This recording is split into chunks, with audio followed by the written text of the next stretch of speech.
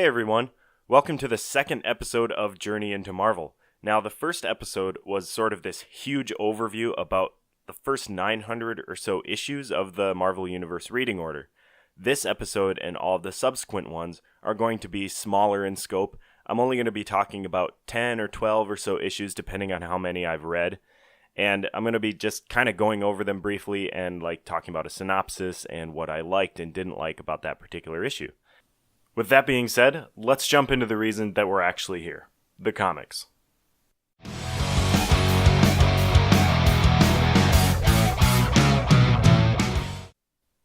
The first one we're taking a look at here is Submariner number 8, and that's from December 1968. Some credits here: Roy Thomas is the writer, John Buscema the artist, Dan Adkins was the inker, and Sam Rosen did the letters. Alright, just to kind of start things off with, I'll give a little synopsis of each issue, then I'll kind of go into what I liked, what I didn't like. I'll be kind of scrolling through the issue on my tablet as I go, maybe bringing some things up. We'll just kind of see what happens here. So, this one begins right after the end of the last issue, where the villain Destiny jumped off a rooftop to his death. And that was great. He died. I love it. I hated Destiny. It was not a very good or well thought out story in my opinion. Anyway, back to this issue. Lady Dorma is dying, actually from her lack of oxygen pills that she needs to be up on land, and Namor is flying around trying to save her, which he obviously eventually does. Then he has this flashback about meeting his love interest, Betty Dean, sometime before World War II. I think maybe his old 1930s, 40s issues actually went into this, but yeah, obviously I didn't read those. It even shows in this flashback scene a brief battle with the original Human Torch, who is the android, and that was really, really cool. I always love seeing the original Human Torch. So after that, the scene switches to the police commissioner contacting the Fantastic Four about transporting Destiny's mind control helmet that he was wearing to Washington, D.C. to be stored. And this actually leads to an awesome battle between Submariner and the Thing, who is the only Fantastic Four guy who could answer the call there. And just before Namor is about to really, really mess up the Thing with a huge blow, he's stopped by a woman from the shadows who tells him to kind of stop. And we later find out that it's his old girlfriend, Betty Dean. And that's kind of where this one ends on that note. So, some things I liked about this issue: I really enjoyed the fact that Destiny died in the last one. I know that wasn't part of this issue, but I was not a fan of Destiny. Flashbacks were cool, and it was really cool once again to see the original Human Torch. And I think it was, let's see, page 10 here. Yeah, page 10, panel 4, seeing the Thing kick back with the cigar, just blowing smoke rings. I thought that was really neat. And the battle between the Thing and Submariner was really, really cool. Some things that I didn't really care for: when he encounters the Thing, Namor just kind of flies up and rams into him without even looking. He hits him somehow, just completely and totally randomly lucky. This issue also uses that same plot device of Namor getting weak and needing to go find water in order to restore his powers. It's kind of like Iron Man needing to go plug himself in order to recharge his transistors. And yeah, he dives down at the end of this one and finds a conveniently placed underground water pipe. That's kind of ridiculous. I mean, just randomly found that? Yeah, okay. All right. But anyway, I gave this one 3 out of 5 stars. These ratings I'm doing are actually on the Marvel Reading Order website. I'm kind of rating them as I go, and I'll just tell you guys what I rated it. So I rated Submariner number 8, 3 out of 5 stars. Next up, we've got Doctor Strange number 174, and that's from November 1968. So this issue was written by Roy Thomas, and the art was done by my personal favorite artist, Gene Colan. Holy cow. I'm flipping through this issue again as I'm doing this, and it's just fantastic. You guys got to check out his art. literally anything he touches turns to gold. So you can't go wrong with any issue that he's worked on. Tom Palmer handled the inking, and Artie Simek, I don't know how to pronounce that one, was the letterer. So this one's called The Power and the Pendulum, which I'm thinking back on it, I can't remember exactly what pendulum it's talking about, maybe the swing of power or something. I'm not really sure. Anyway, we'll jump into the synopsis here, and maybe we'll try and figure that out. So this issue starts with Doctor Strange attempting to show Clea around Earth. Now, Clea's the girl he rescued from Dormammu last issue. She's always kind of been trapped in Dormammu's dark realm, and she doesn't really know much about earthly customs because she's not from our dimension. So she finds herself in a few weird, crazy situations, including finally kissing Doctor Strange after all of this time kind of beating around the bush. It was kind of a weird moment, but one that was kind of a long time coming. So the rest of this issue has Doctor Strange and Victoria Bentley, another one of his love interests somehow, heading off to England and answering the call of a guy called Lord Necron. They go to his castle and are caught off guard by Necron, who's actually a powerful sorcerer who's drawing his power from the supreme Satanish himself. I don't know if I'm pronouncing that right. Satanish. I'll just go with Satanish here. So Necron made a deal with this Satanish for ultimate fame, power, and wealth in exchange for his soul. Obviously, it's got to be his soul. If he could find another powerful soul to sacrifice, he would get to keep all of his gifts and his soul. So this kind of is what leads him to invite Doctor Strange to his castle, and it leads into an epic magic battle between Doctor Strange and Necron, using all of the awesome psychedelic dimension hopping art that we're kind of so used to in this series, made even better by Gene Colan. And it ends with Necron's time running out and Satanish arriving to collect his soul.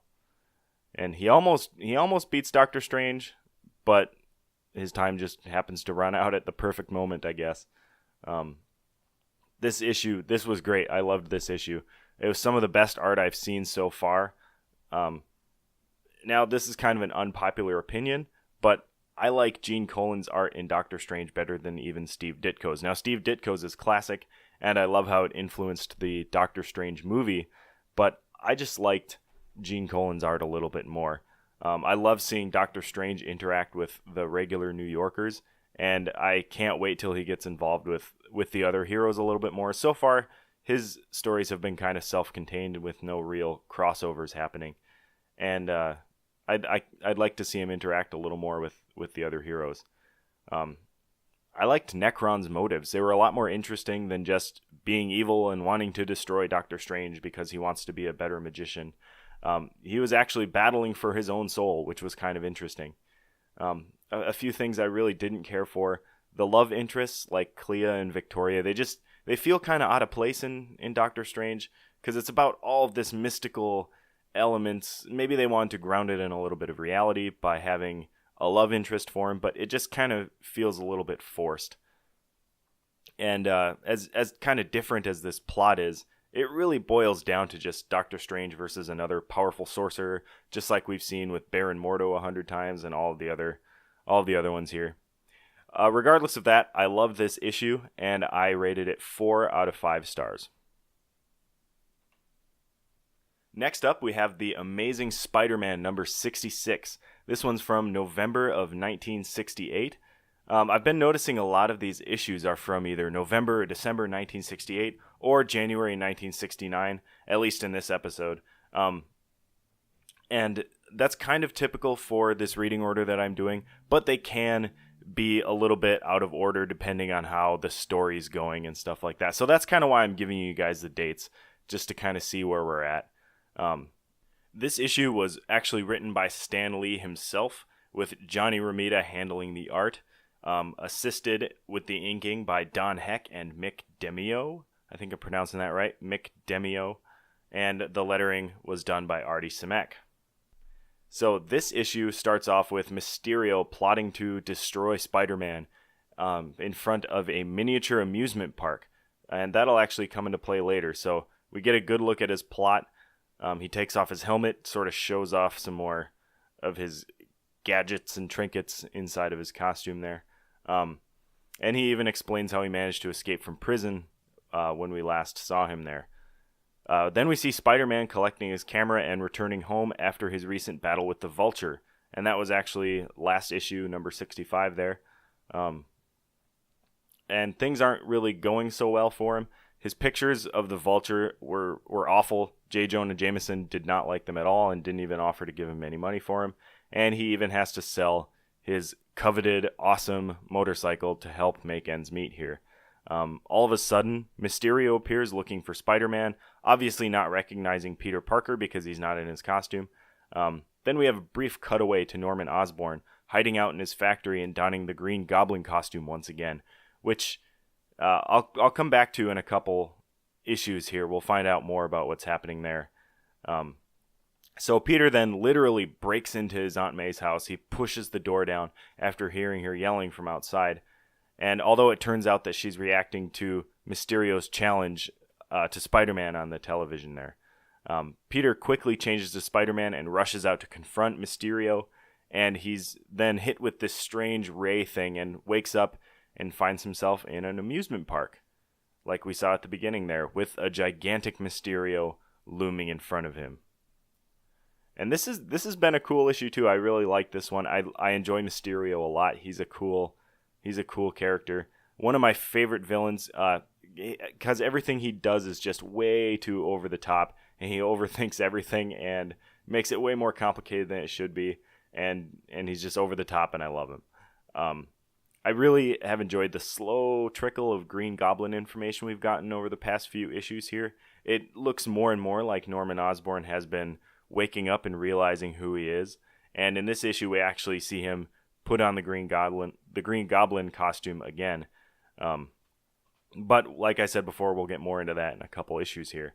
And the cliffhanger at the end here was fantastic. I love a good cliffhanger, and this was a good one. We just see Mysterio looming over Spider-Man. It's great. I'm kind of flipping through this issue again, and I don't think I really have any major complaints. The art was great, the story was great, and seemingly well thought out. A lot of good character interactions. Yeah, I don't really have any complaints here. So this was a solid comic. It wasn't my favorite, but it was a solid one, and I don't really have any complaints. So I'll give this one a 4 out of 5. Continuing on from that last issue, we've got Amazing Spider-Man number 67 from December 1968. First thing I'm noticing right off the bat here is the cover. And we've got Spider-Man standing there looking shocked and surprised with Mysterio's gigantic hands coming over the top of him and the tiny amusement park. And that is a great way to introduce basically the theme of this whole issue. So this one was again written by Stan Lee, and the art was by Johnny Romita. This time, Jim Mooney was the inker, and again, Artie Simek was the letterer. So this one, like I said, picks up right after the cliffhanger from the last issue. Spider-Man is in the middle of battling a massive Mysterio at an amusement park. Now, because Mysterio is such a big special effects expert, there are a lot of cool set pieces here. And Spider-Man can't seem to figure out if he was shrunk or if Mysterio got big somehow. And, it's kind of a thread that's running through this whole issue. We're not really sure exactly what's going on until towards the very end here. So during all of this action, there are, of course, the typical Spider-Man subplots. Aunt May is worried and sick. Jameson is yelling about Spider-Man. All that kind of normal stuff's going on, which I appreciate. It's always good to check back on those minor characters a little, especially in a more battle-focused issue like this one is. And we're also briefly introduced to Joe Robertson's son, Randy. Joe Robertson is one of the other reporters at the Daily Bugle. I'm not sure if Randy's going to play a larger role later on, but we should keep him in the back of our minds here. Cutting back to the action, Spider-Man eventually figures out that he's not 6 inches tall after all. Mysterio obviously is using special effects and post-hypnotic suggestion to make him believe he was. So he kind of showed Spider-Man the miniature amusement park before all of this happened, and that kind of put the little thought in Spider-Man's head. Maybe he got shrunk down by Mysterio. So, spoiler alert here: Spider-Man ends up beating the bad guy and saving the day once again. So, some things I liked about this one, like I said before, there's a lot of really cool action scenes during the battle here, and I love the plot. It's the kind of plot that reminds me of like a Saturday morning cartoon from way back in the day, and I love that. Some things that I dislike, well, pretty much only one thing that I dislike is anytime it mentions that Aunt May is sick. I get that she's old and she's kind of prone to that sort of thing, but let's have her do something a little more interesting. Despite all that, 5 out of 5 stars. Loved it. Cheesy, just classic comic goodness here. Lots of cool stuff going on. Really, really good issue. Check it out. Continuing on with our Spider-Man adventure here, we've got Spectacular Spider-Man number 2, and this one's from November 1968. So, the Spectacular Spider-Man was sort of an offshoot issue. I think they kind of aimed it more towards adults rather than towards the children. The first issue was actually all in black and white, and it was really good. This one's now in full color, it says on the cover here, and we've got a really cool picture of the Green Goblin battling Spider-Man. Now this is where I'm coming back to talk about the Green Goblin, like I mentioned a couple issues ago here. So this one is actually my favorite one so far out of this episode. Yeah, I think out of this whole episode, this one's my favorite. And we've got some really good ones still coming up here. So the Spectacular Spider-Man is actually a lot longer. It's 60 pages long instead of 20 like a normal issue is. So 3 times longer makes it even better in my opinion here. The script was written by Stan the Man Lee. The illustrations were Johnny Romita and assisted by Jim Mooney with the inking there. Lettering, Sammy Rosen this time, not Artie Simek, but Sammy Rosen. So, all right, to start off here, we see the members of the exclusive executive club, which include people like J. Jonah Jameson and Norman Osborn and some of the higher-ups in New York City. They're attending a seminar on supervillains conducted by Captain Stacy, who is Gwen Stacy's father. And Norman Osborn has brought along his son Harry and Peter Parker for some reason. Not sure why he brought them along, but they're there. So the Green Goblin and Spider-Man's history is discussed at length, which really nicely recaps all of their previous conflicts here. And this causes Norman to at last reawaken as the Green Goblin, which has been a long time coming. So, like I said before, when the Goblin was in issue number 66, this makes me think that this whole issue must take place sometime during or directly after Spider-Man's battle with Mysterio. So Norman invites Peter, Gwen, Mary Jane, and Harry to a dinner party, and during this party, we realize that Norman remembers that Peter is Spider-Man. So Peter kind of realizes this too. He catches on, so he's got to fake a fire to get everyone out safely. So Spider-Man and the Green Goblin are finally facing off here again.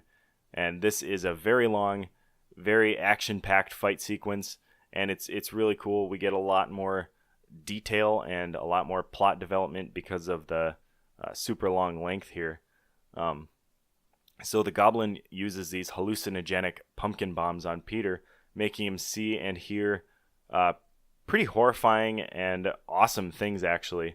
I'm going to try and flip over to that here on this tablet. Yeah, we get a lot of like monstrous looking things. We have a purple gremlin looking thing and a devil and a spirit sort of form of the Goblin himself.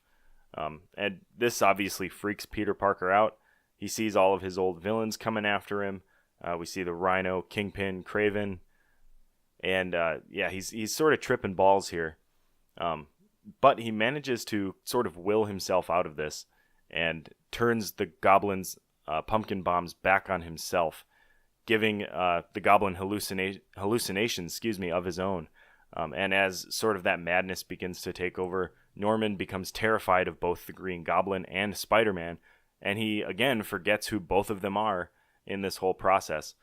So once again, Norman Osborn is placed under hospital care, but I'm assuming we'll see him before long again in his Green Goblin costume. So a few things I liked about this issue, which was a whole lot. This was, like I said before, my favorite one out of this episode. So the extra length was great. It gave it kind of a graphic novel feel, and I really enjoyed that. Gave the plot a lot more time to develop. The fight scene was really long and full of awesome imagery, especially due to all those hallucinations they keep having. Norman Osborn is an awesome villain, and he seems like he's truly insane. He's one of the few so far that actually seem crazy. Like, they must have done their research into actual insanity here while they were writing the character of Norman Osborn. One of the only kind of dumb things that I disliked here, it seems like Norman Osborn just has so many hidden layers stocked with costumes and supplies. It seems like he's always breaking into some building and he's like, oh, I've got a Green Goblin lair here too, and puts on an extra costume and stocks up on his pumpkin bombs. I thought that was kind of a little bit dumb. But regardless, I gave this one 5 out of 5 stars. Excellent. Fantastic. Next up, we've got probably one of my least favorite issues from this episode, going from that high point from Spectacular Spider-Man kind of down to almost the low point. We've got Marvel Superheroes number 17 from November 1968. So this one is actually dealing with the Black Knight, who is a really cool character when he shows up in the Avengers. He seems like an awesome hero, but as you'll kind of hear, this one sort of falls a little bit flat. I'm not sure really how else to explain it here, but this one was written by Roy Thomas, and the art was done by Howard Purcell. I don't recognize Howard Purcell. Maybe he's been doing some other stuff, but this is kind of the first time I'm really noticing him. Anyway, getting on with the synopsis here.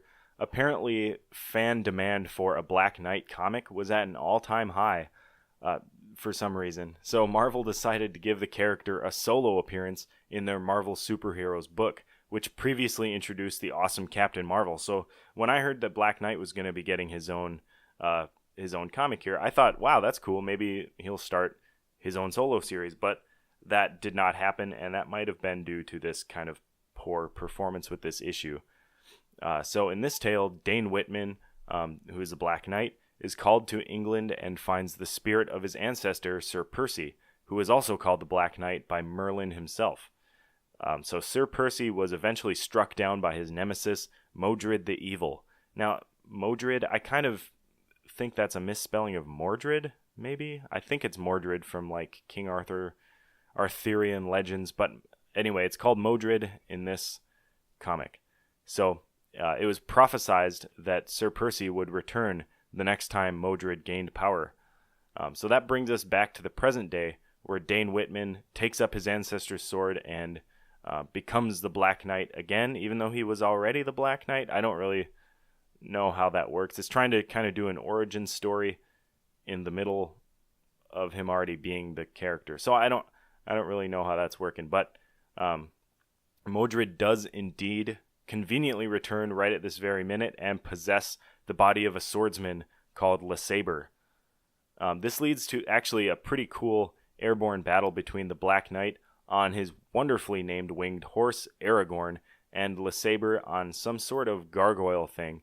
It ends pretty much how you would expect, with the Black Knight beating the bad guy. And like I said, I could be wrong, but I don't think this week's story really spawned any more interest in a Black Knight solo comic. And there were a couple things I liked. The art was really cool, with a lot of like deep shadows, and the monsters looked really cool, like the gargoyle that LeSabre flew around on. And like I said before, the air battle was pretty fun to read and really cool to look at. Unfortunately, I disliked a lot more. The plot, like I said, tries to be an origin story, but he's already been the Black Knight for a while. We already got an origin story His uncle used to be an evil Black Knight, and he wanted to redeem that name and his family's name, so he took up the mantle of the Black Knight as a hero. This issue kind of, it feels a little too safe, if you know what I mean. Instead of trying to get or to go in a fun new direction with the character, it kind of feels a little bit too easy, and that makes it just a little bit boring. So it wasn't the worst thing I've ever read. The art was really cool, but I just didn't care. I didn't find myself caring about the character. So 2 out of 5 stars. This next issue was kind of a disappointment for me. We've got Fantastic Four number 81 from December 1968. And normally I love the Fantastic Four, probably one of my favorite series that I've been reading so far. And I've been reading a lot of them, so this being one of the weaker issues is kind of surprising.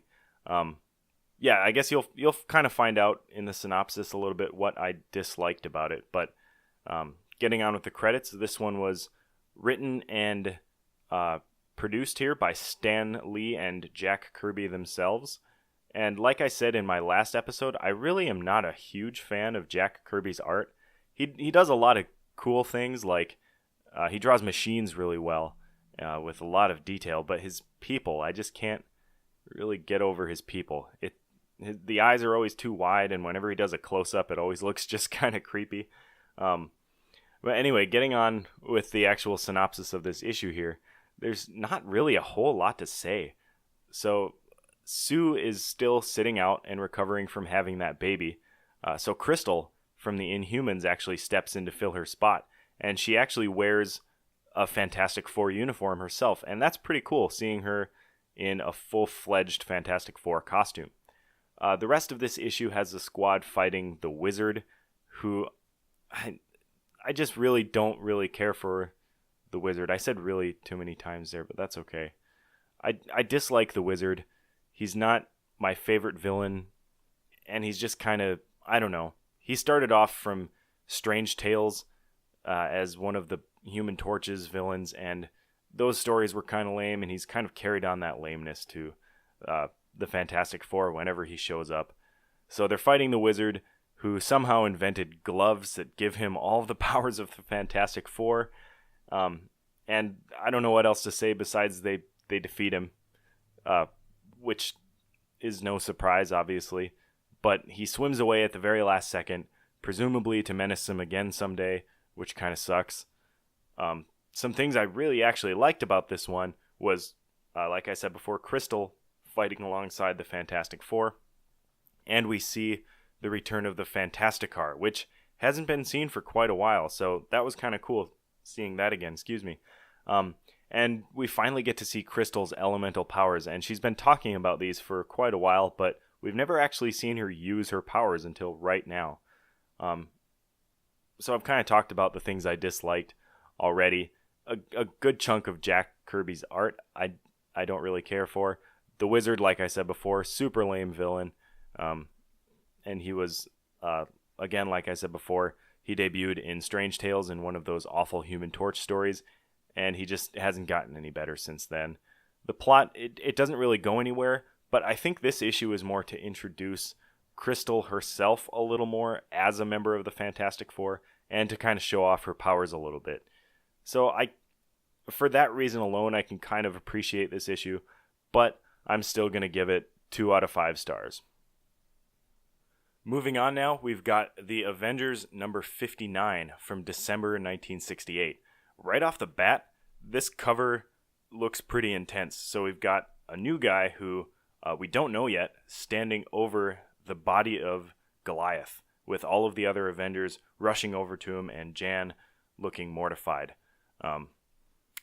And the title is actually, his name is Yellow Jacket. So I can only assume that this guy standing over the top of Goliath is indeed Yellow Jacket. So looking at the credits here, we've got Roy Thomas as a writer and John Buscema as the artist. And I really enjoy John Buscema's art. He's up there, not quite as good as Gene Colan, but I like him. So getting on with the synopsis here, we've got a new hero named Yellow Jacket who appears and starts fighting crime all over New York City, even drawing the attention of J. Jonah Jameson at the Daily Bugle with a pretty cool cameo from Spider-Man there. Back at the Avengers headquarters, the Wasp, Black Panther, Hawkeye, and Vision are all brooding about their various problems, and they notice that Hank Pym is actually missing. Soon, Yellow Jacket finds his way somehow inside the Avengers mansion and claims to have killed Goliath once and for all. He even claims to have fed him to a spider once he was shrunk down. So a battle ensues, obviously, and abruptly ends when Yellow Jacket captures the Wasp and brings her back to his headquarters for some awkward and really out there kissing. And the Avengers track them down, but Jan won't let them hurt her captor. And this issue ends with Jan claiming she's going to marry Yellow Jacket. So this was all over kind of a weird issue that was just kind of all over the place. The introduction of Yellow Jacket was pretty fun, and even though it's pretty painfully easy to figure out, I do love a good mystery as to who the Yellow Jacket actually is. Some things I didn't really care for. It got kind of rapey towards the end with Yellow Jacket kissing the Wasp and then the Wasp getting all Stockholm Syndrome on him. Now there's an explanation for that in the next issue, but it's just it's a little too much, I think. Another thing that's I don't really dislike, but it's pretty hilarious. I think it's page 9 here. We have a panel of Yellow Jacket chewing on some gum, and he's like stretching it out from his mouth. Google it if you want. You should be able to find it, and it's just a ridiculous picture. So just Google Yellow Jacket chewing gum, and you'll know what I'm talking about here. This wasn't the best issue of the Avengers, but it was okay, and I like it for what it is with the introduction of Yellow Jacket. So 3 out of 5 stars. Continuing off from that cliffhanger last issue, we've got Avengers number 60 from January 1969.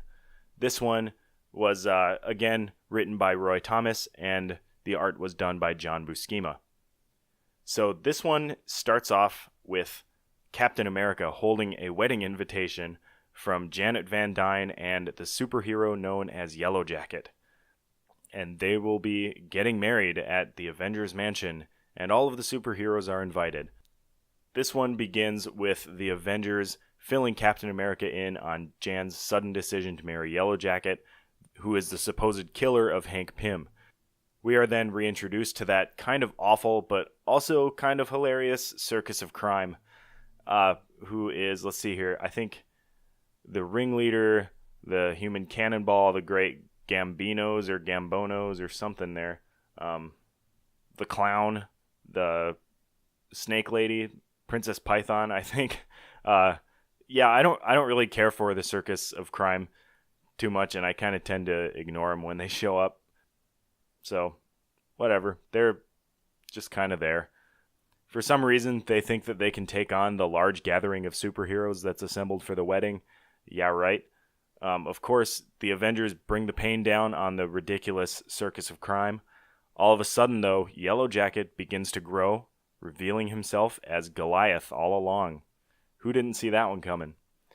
He apparently dropped some untested chemicals, resulting in an accident-induced schizophrenia. The bad guys are then beaten, and everyone lives happily ever after. Some things I liked about this issue: there was a really cool full-page panel showing off pretty much every Marvel hero at the time attending the wedding, including some kind of random ones like the X-Men. Even Black Knight is there, Vision, Iron Man, Doctor Strange, Nick Fury's there, Spider-Man, and they even go so far as to point out that the punch they're all drinking is non-alcoholic. So even though it was kind of painfully obvious, I really enjoyed the reveal of Yellow Jacket as being Hank Pym all along. At the time, maybe that was kind of a shock, but I kind of saw it coming from when Jan kissed him. I was like, kind of, well, maybe this could be Hank Pym. So really the only thing I disliked about this, and it kind of ruined the issue for me, was the circus of crime.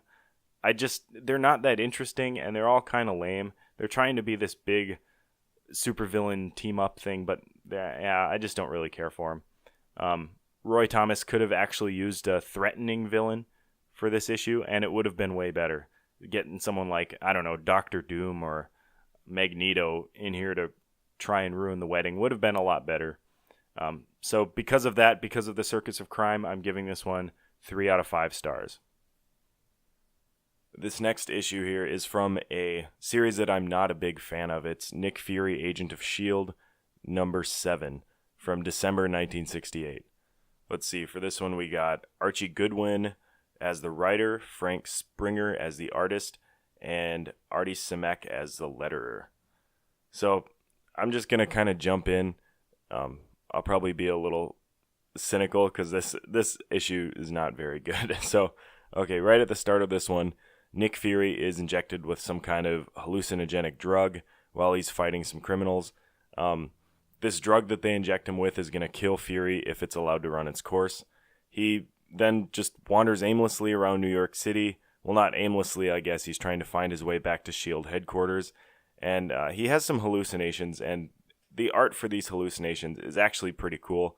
But that's really the only redeeming factor about this entire issue. Eventually, Dum Dum and his crew find him, and he ends up beating those guys up and escaping again. Then, for some reason, Fury finds this girl who drives him somewhere for something I don't even remember. And then Dum Dum finds him again, and they get sucked up by a S.H.I.E.L.D. helicarrier, and everyone's saved. Yeah, you could probably tell I'm not really a fan of these ones. The only thing I really liked was the hallucination art was pretty cool. There's some crazy stuff going on there. The plot was really, really boring, though. Like, the synopsis might sound exciting, but believe me, it's really, really not. I know this was the 1960s, but this issue feels just a little bit too psychedelic. Like, it's just... There's just some weird patterns and stuff going on, and I'm just not a fan of that style. Well, I don't mind the style, but it's a little too much in this issue. And I dislike pretty much everything else about this one too. 1 out of 5 stars. Would not recommend this whole series. Alright, again we've got Nick Fury, Agent of S.H.I.E.L.D. This time issue number 8 from January of 1969. The credits are a little bit confusing here, so I'm just going to read them right here. Let's see. We've got Archie Goodwin and Ernie Hart writing. We've got Frank Springer with a little help from Herbie Trimpe? I don't know. And John Tartaglione helped out with the art also. So it looks like they had a lot of assistance with this issue. And for as confusing as the credits are, this one's actually not awful. This is probably my favorite issue out of the Agent of S.H.I.E.L.D. series so far, since it was in Strange Tales and actually good. So I'll get started with the synopsis here. It begins with Nick Fury seemingly getting assassinated yet again, although it was just a hologram projected onto a force field somehow. Not really sure, but Tony Stark is there to explain the whole thing. This hit was ordered by a big green-looking guy, not the Hulk, named Supremus.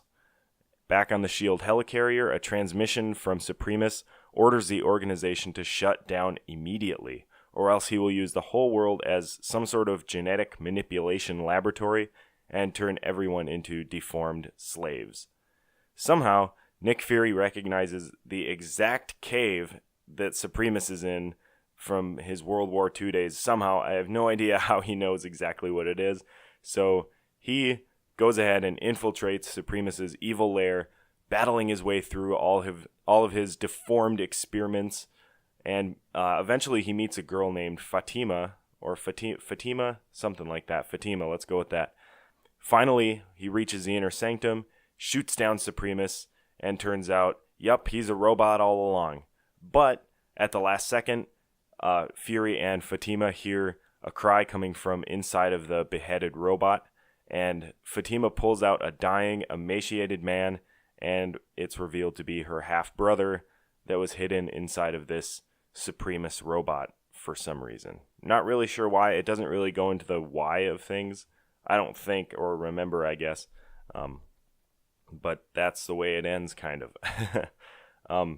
So I sort of actually liked this issue, surprisingly. The S.H.I.E.L.D. team was actually utilized in this one, instead of just being Nick Fury running off to some stupid adventure by himself. The plot was easy to follow and not confusing, which is great. There wasn't any of that crazy psychedelic art with too many colors and swirls and all those patterns and everything. I disliked that it was a bit wordy, but that's kind of okay. I don't mind reading a little bit, but it was a bit wordy. And while it was good for this series, it wasn't quite as good as the average Marvel comic at this time. So I'll give it 3 out of 5 stars just because it was good for its series, and I hope that this series continues on in this direction instead of the abysmal quality that I personally have felt it's had so far. This next issue will be the last one for this episode of Journey into Marvel. This next issue will be the last one for this episode of Journey into Marvel. And we've got Captain Marvel number 7 from November 1968. We've got Arnold Drake writing this issue, and the pencils done by Don Heck. You know, they say not to judge a book by its cover, but right away looking at this one, I could tell I'd be disappointed. We've got Captain Marvel battling Quasimodo, which is a living computer first seen in the Fantastic Four. He's not the worst villain of all time, but he's not exciting at all, and I kind of hate him. I'll say it. I kind of hate him. Anyway, this issue deals with Captain Marvel being brought before Ronan the Accuser, which is really cool to see, and he looks pretty much like he did in Guardians of the Galaxy, and I really like that. It's pretty cool to see a familiar character in one of these early Marvel comic books. So Ronan the Accuser is basically a Kree judge, and because his actions on Earth have been seen as treasonous to Colonel Jan Rog, Marvel is ordered to unleash a deadly virus and destroy an Earth town. So about halfway through this issue, we finally see Quasimodo and hear about his plot to steal a bunch of computer energy. You heard that right here, folks. Computer energy from the military base where Captain Marvel hides out most of the time. So Quasimodo storms the base and takes control of all of the machinery there, including cranes and vehicles. Pretty much anything that is a machine, he can control somehow. Captain Marvel appears and chases him away to an 1890s replica town populated by robots that, of course, Quasimodo takes control of. And one cool thing I wanted to point out here, it actually calls it a 90s town, which hearing 90s, for me, makes me think of the 1990s, but I guess back in the 1960s, when you would say the 90s, it would be the 1890s. So that's kind of fun. Fun little piece of trivia there. Captain Marvel ends up solving both of his problems, the first one being the need to destroy some small town with the deadly virus, and the other problem being Quasimodo and his army of robots, by doing the same thing. So he blows up the robot control center, making it appear that hundreds of civilians were killed by his deadly virus, and he manages to somehow get away with that. The super advanced aliens can't tell that those are robots instead of civilians being killed. I don't know. So there were a few things I liked about this issue. I like that it's becoming harder for Marvel to show his allegiance to the Kree without harming any humans. It seems like the stakes are being constantly upped, and that's really cool. The plot was pretty clever. Even if it was a bit predictable, I do like how he ended up using a town full of robots to simulate killing a whole town with a deadly virus. A few things I didn't like. Quasimodo. I'm sorry, he's a stupid villain. I don't like him. He's a living computer, and he's walking around, and he's got a stupid face. I don't know. I'm not buying it. And his plot to steal computer energy? Like electricity? Computer energy? I don't know. Maybe it's a product of a different time where they didn't quite know everything we do about computers right now. But yeah, computer energy. No. 2 out of 5 stars.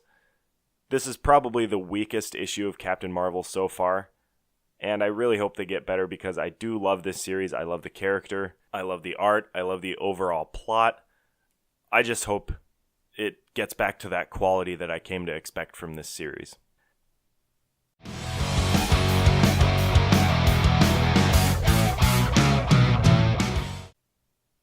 Thank you so much for sitting through another episode of Journey into Marvel. It's really cool to be able to sit here and talk your ear off about comics for about 48 minutes or so, and I really appreciate each and every one of you for listening in. So keep an ear out for episode 3. Should be coming up pretty soon. I'm gonna get started working on that right about now. So once again, you guys have been great, and I'm gonna go read some more comics.